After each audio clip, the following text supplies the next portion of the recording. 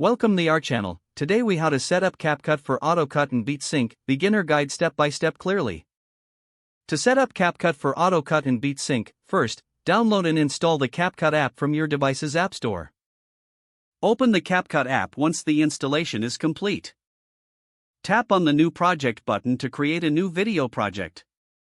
Import the video clips you want to edit by selecting them from your gallery. After importing, tap on the timeline where your video clips are displayed. To enable AutoCut, look for the audio option at the bottom of the screen. Select the audio track that you want to sync with your video. Once the audio is loaded, tap on it to access additional editing options. Find the Beat Sync feature in the audio editing menu. Enable the Beat Sync option to allow CapCut to detect key beats in the audio track. Next, tap on the AutoCut function.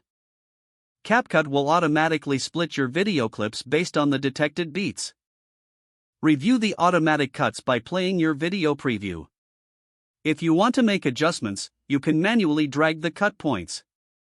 Once satisfied, tap on the Export button in the upper right corner. Choose your desired video resolution and quality settings. Finally, export the edited video to save it to your device. If the page does not load, refresh the browser or try again in a private or incognito window. Make sure you are using the correct email address, then retype it carefully to avoid small typos. If your password is not accepted, use the reset option and create a new strong password you can remember. Check your spam folder for verification or security emails, then complete any requested confirmation steps. Enable two-factor authentication if available to improve account security and reduce unauthorized access risk. After signing in, review your profile details so your contact information and settings are accurate and current. If you see an error message, note it down and try again after restarting your device and internet connection. Log out when you finish, especially on shared devices, to keep your account and payment information secure.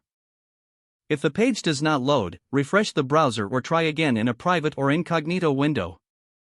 Make sure you are using the correct email address, then retype it carefully to avoid small typos.